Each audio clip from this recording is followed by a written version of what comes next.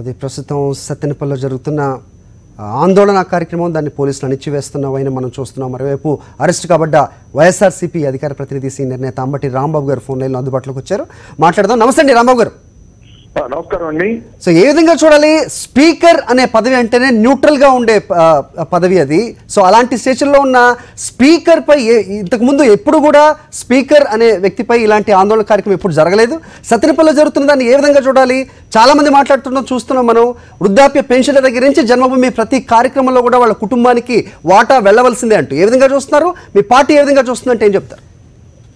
చాలా దురదృష్టకరం అండి.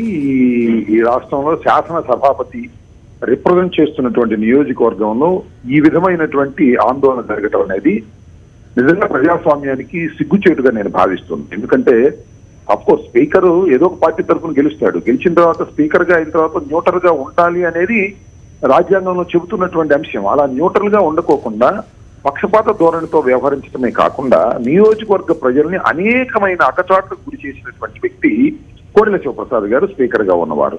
ఇవాళ నేను ఒకే విషయాన్ని మీ ద్వారా ప్రజానీకానికి తెలియపరుస్తున్నానండి. ఇప్పుడు సిపిఐ, సిపిఎం, జనసేన, కాంగ్రెస్, వైఎస్ఆర్సీపీ వీరికి చాలా రాజకీయ విభేదాలు ఉన్నాయి. మాకు మధ్యన చాలా రాజకీయ విభేదాలు ఉన్నాయి. అయినప్పటికీ కూడా ఈ అన్ని రాజకీయ పక్షాలు కలిసి కోడెల డౌన్ అనే పద్ధతుల్లో కోడెల హఠావో సత్తెనపల్లి బచావో అనేటువంటి ఒక నినాదాన్ని తీసుకుని రోడ్డు మీదకి వచ్చారంటే దీనిలో ఎంత ఆవేదన ఉన్నది, ఎంత హెరాస్మెంట్ తెలుగుదేశం పార్టీ వైపు నుంచి, కోడెల శివప్రసాద్ వైపు నుంచి, వారి కుటుంబ సభ్యుల నుంచి ఉన్నదో ముఖ్యంగా ప్రజానీకం, తెలుగు ప్రజానీకం అర్థం చేసుకోవాలని మనం చేస్తున్నాం. ఒకటి కాదు, రెండు కాదు, 5 సంవత్సరాల కాలంలో వారు చేసినటువంటి అన్యాయాలు అతి ఘోరమైనవి.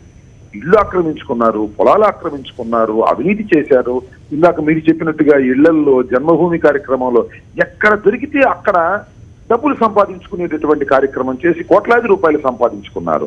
అవినీతిలో మారుపేరుగా నిలిచిపోయినటువంటి వ్యక్తి కోడెల శివప్రసాద్ గారు. పైగా మనస్తత్వం కూడా ఒక ఫ్యాక్షన్ మెంటాలిటీతో కూడుకున్నటువంటి రాజకీయ నేపథ్యం ఉన్నటువంటి వ్యక్తి. బెదిరిస్తారు, రవిడిలతో కొట్టిస్తారు, పొలాలు ఆక్రమించుకుంటారు, పోలీసుల ద్వారా కేసులు పెట్టి జరిపిస్తారు. ఇవన్నీ చూసి విసిగి చెందినటువంటి ప్రజలు, అన్ని రాజకీయ పక్షాలు ఏకమై సత్తెనపల్లి గొంతై ఇవాళ కోడెల క్విట్ సత్తెనపల్లి సేవ్ అనే నినాదంతో ముందుకు వస్తున్నారంటే ఎంత హెరాస్మెంట్ ఈ 5 సంవత్సరాల పాటు అనుభవించారో ముఖ్యంగా ప్రజలు అర్థం చేసుకోవాలి, ప్రజాస్వామ్యవాదులు అర్థం చేసుకోవాలని మనం చేస్తున్నాం. స్పీకర్ స్థానంలో ఉండి, స్పీకర్ గా ఉండి ఇలాంటి ఘోరాలకు పాల్పడినటువంటి వ్యక్తి బహుశా నాకు తెలిసి ఉమ్మడి ఆంధ్రప్రదేశ్ లో కానీ భారతదేశ చరిత్రలో కానీ మరొక ఎవ్వరూ ఉండరు కోడెల శివప్రసాద్ గారు మినహా అనేది నా అభిప్రాయం అండి. ఈ ఉద్యమం ఆగదు, ఇంతటితో ఆగిపోతుంది అనుకుంటున్నారేమో. ఖచ్చితంగా ఆగదు. మళ్ళా మేము అఖిల పక్షాలు అందరం కూర్చుంటాం. అన్ని రాజకీయ పక్షాలని ఈ విషయంలో మాత్రం అన్ని రాజకీయ పక్షాలు ఏకమై పోరాడతాం. ఎన్నికలంటారా, తర్వాత కాంగ్రెస్ వాళ్ళు కాంగ్రెస్ పోటీ చేసుకుంటారు, జనసేన వాళ్ళు జనసేన పోటీ చేసుకుంటారు, మేము పోటీ చేసుకుంటాం. అది వేరే అంశం. ఇది ఎన్నికల అంశం కాదు. ఒక దుర్మార్గమైన రాజకీయం చేస్తున్నటువంటి వ్యక్తి, నిజం చెప్పాలంటే క్విట్ పాలిటిక్స్, సేవ్ పాలిటిక్స్ అని చెప్పాలి. ఒక ఫ్యాక్షనిస్టు రాజకీయాల్లో ప్రవేశించి ఇంత దుర్మార్గమైనటువంటి పరిపాలన చేస్తున్నటువంటి వ్యక్తిని అందరూ ఎదుర్కోవలసినటువంటి అంశం ఉన్నది, ఏరి పారేయవలసినటువంటి అంశం ఉన్నదని మేము భావిస్తున్నాం. అదే పద్ధతుల్లో అన్ని పక్షాలు కూడా కలిసి వస్తున్నాయి. అందరినీ కలుపుకొని ముందుకు వెళ్ళడానికి వైఎస్ఆర్ కాంగ్రెస్ పార్టీ కూడా తన పాత్ర నిర్వహిస్తుందని ఈ సందర్భంగా మీ ద్వారా ప్రజలకు తెలియపరుస్తున్నారు. రైట్, ఇది రాజకీయ అంశం కాదు, ఎన్నికల అంశం అంతకంటే కాదు. ఇది జరుగుతున్న అన్యాయంపై పోరాడుతున్నాం అఖిల పక్షం అని చెప్తున్నారు. జరుగుతున్న ఈ అవినీతి ఆరోపణలో వాళ్ళ కోడెల కుమారుడు గురించి ఎక్కువగా మాట వినిపిస్తోంది. వాళ్ళ పాత్ర దీంట్లో ఏంటంటే ఏం చెప్తారు సార్? వాళ్ళ పాత్ర పూర్తిగా ఇప్పుడు కోడెల శివ చాలా మంది అంటారు కోడెల శివప్రసాద్ గారు మంచోళ్ళేనండి, వాళ్ళ అమ్మాయి దోచుకుంటున్నారని. కాదు, కోడెల శివప్రసాద్ గారి ఆదేశాల మేరకే అమ్మాయి దోచుకుంటుంటే ఆయన లెక్క చూసుకుంటున్నాడు. ఇది జరుగుతున్నటువంటి అంశం. రాజ్యాంగేతర శక్తుల్లాగా వారికి ఉన్నటువంటి కుమార్తె, వారికి ఉన్నటువంటి కుమారుడు రాజ్యాంగేతర శక్తుల్లాగా వ్యవహరించి ప్రతి విషయంలోనూ అన్యాయంగా అక్రమంగా సంపాదన చేస్తున్నారు. ఇవాళ అఖిల పక్షాలు కోరుకుంటున్నది ప్రభుత్వాన్ని ఏమిటంటే ఒకే డిమాండ్ ఒకటి ఉన్నది. కోడెల శివప్రసాద్ కుటుంబం చేసినటువంటి అక్రమాల మీద, నర్సరావుపేట సత్తెనపల్లిలో జరుగుతున్నటువంటి అక్రమాల మీద ఒక న్యాయ విచారణ జరిపించాలనే డిమాండ్ ఇవాళ మేము ముందుకు తీసుకొచ్చాం. అందరం కలిసి, అఖిల పక్షం అందరం కలిసి ఈ డిమాండ్ మేము తీసుకొచ్చాం. ఇది ప్రభుత్వం ఆ డిమాండ్ అంగీకరించి న్యాయ విచారణ చేస్తుందా లేదా వేచి చూస్తాం. ఒకవేళ న్యాయ విచారణ చేయకపోతే న్యాయస్థానాలను ఆశ్రయిస్తాం. ఒకవేళ అవి తేలకపోతే వచ్చే ప్రభుత్వం ద్వారా తప్పనిసరిగా ఈ కుటుంబం మీద జరిగినటువంటి అన్యాయాల మీద విచారణ జరిపి బాధితులకు న్యాయం చేసే విధంగా మేము ప్రయత్నం చేస్తామనేది ఈ సందర్భంగా నేను ప్రజలకు హామీ ఇస్తున్నానని మనవి చేస్తున్నాను. ఇప్పుడు ఈ నియోజకవర్గంలో జరుగుతున్న ఈ అక్రమంలే కానీ అవినీతి కానీ ఇప్పుడు అసెంబ్లీలో ప్రస్తావించే అవకాశం లేదు. అయితే దేన్ని ప్లాట్ఫామ్గా తీసుకొని మీరు దీన్ని ముందుకు తీసుకెళ్ళదలుచుకున్నారు? ముందు నుంచి మాట్లాడితే కనుక టీడీపీ అధికారంలో ఉన్నప్పుడు అక్కడ బషీర్బాగ్ కాల్పుల దగ్గర నుంచి నిరసన కార్యక్రమాన్ని ధర్నాల్ని మాత్రం ఏ రోజు వాళ్ళు సహించిన నేపథ్యం అయితే లేదు. సో ఇలాంటి పరిస్థితుల్లో మీరు దీన్ని ఏ విధంగా ఎదుర్కొంటారు? పార్టీల వాళ్ళు కాదు, ఒక వృద్ధుడు ఇందాక మాట్లాడుతూ చెబుతున్నారు 3,000 పెన్షన్ ఉంటే 2,000 ఖచ్చితంగా కోడెల శివప్రసాద్కి ఇవ్వాలి, అది పార్టీ కార్యక్రమాలకు అని చెప్తున్నారు. దాంట్లో వాస్తవం ఎంత అంటే ఏమంటారు? దీనిలో అసలు ప్రజలు చెప్పిన దానిలో అవాస్తవాలు ఏమీ లేవండి. అసలు ఇంకా చెప్పాలంటే ఇంకా వాస్తవాలు బయటకు రావడం లేదు, ఇప్పుడు బయటకు వస్తున్నాయి. కారణం ఏంటంటే ప్రజలు భయపడుతున్నారు. ఎందుకు భయపడుతున్నారంటే ఆయన దగ్గర ఉన్న రౌడీలు కొడతారనో, లేకపోతే పోలీసు వారి చేత పోలీస్ స్టేషన్ పిలిపించి కేసులు పెట్టిస్తారనో భయపడుతున్నారు. ఇప్పుడు వారికి ఒక ధైర్యం వస్తున్నది. ఎందుకు వస్తుందంటే ఎన్నికల సమయం ఆసన్నమవుతున్నది. ఇంకా మళ్ళా కోడెల శివప్రసాద్ గారు తెలుగుదేశం పార్టీ అంతరించిపోతుందనేటువంటి ఒక నమ్మకంతో ఇవాళ కొద్దిగా బయటకు వస్తున్నారు. నేను మనవి చేస్తున్నా, ఎన్నికల కోడ్ వచ్చిన తర్వాత అనేక మంది తమ గొంతును వినిపించడానికి సిద్ధంగా ఉన్నారు.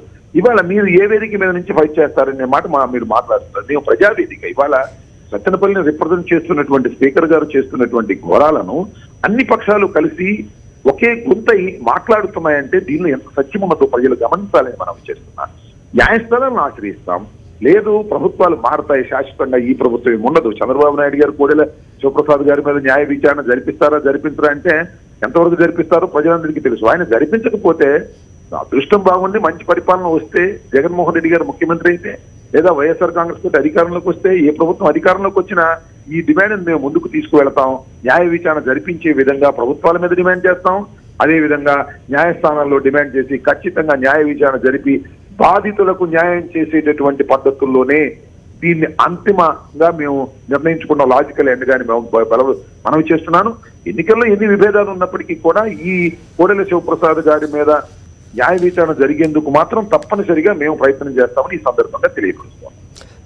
అంబటి గారు, సో ఆందోళన చేస్తున్న మిమ్మల్ని కూడా ఇంతకుముందు పోలీస్ స్టేషన్కి తరలించడం మేము విజువల్స్ లో చూసాం. ప్రస్తుతం మిమ్మల్ని విడుదల చేశారా? ఏం చెప్పారు పోలీసులు? వాళ్ళది కేవలం ప్రేక్షక పాత్రేనా? లేదు, పోలీస్ స్టేషన్ లోనే ఉన్నాను నేను. సార్, క్రోసూర్ పోలీస్ స్టేషన్ లో ఉన్నాను. బహుశా వాళ్ళు రిలీజ్ చేసిన తర్వాత వెళ్తాను. ఇంకా ఆందోళన ఇక్కడ జరుగుతూ ఉన్నది. రైట్, మహిళలను కూడా చూడకుండా ఏరు పారేస్తున్న దృశ్యాలు మాకు విజువల్స్ లో కనిపిస్తున్నాయండి. దాని గురించి ఏం చెప్తారు? అవును, పాప మహిళ జనసేనకి సంబంధించినటువంటి మహిళ, ఆమె వచ్చి ఉద్యమంలో పాల్గొంటే ఆమెను ఏ విధంగా చేస్తున్నారో మనం ఇప్పుడు చూస్తున్నాం. ఇప్పుడు నేను మాట్లాడడం బాగుండేటట్లేదు. పోలీసు వారు వచ్చిన, మీరు చూస్తున్న, బహుశా చూసినట్టున్నారు, పోలీసు వారు వచ్చి నా దగ్గర ఫోన్ తీసుకునే ప్రయత్నం చేస్తున్నారు. కాబట్టి దయచేసి నేను కట్ చేస్తున్నాను. దయచేసి ఓకే రాంబాబు గారు.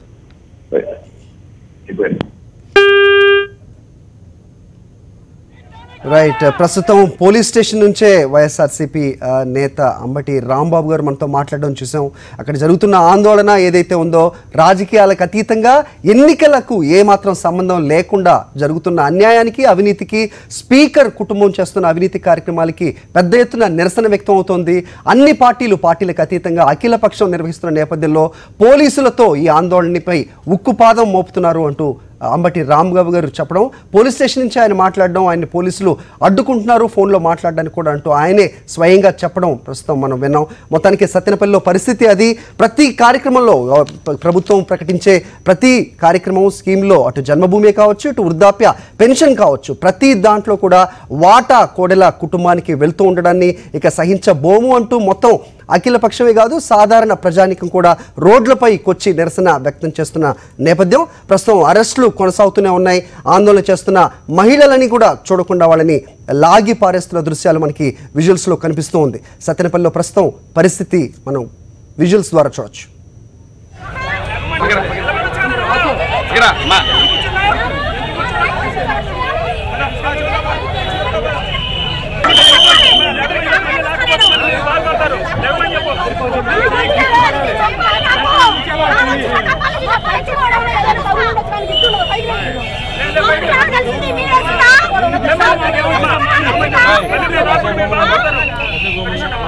వచ్చిన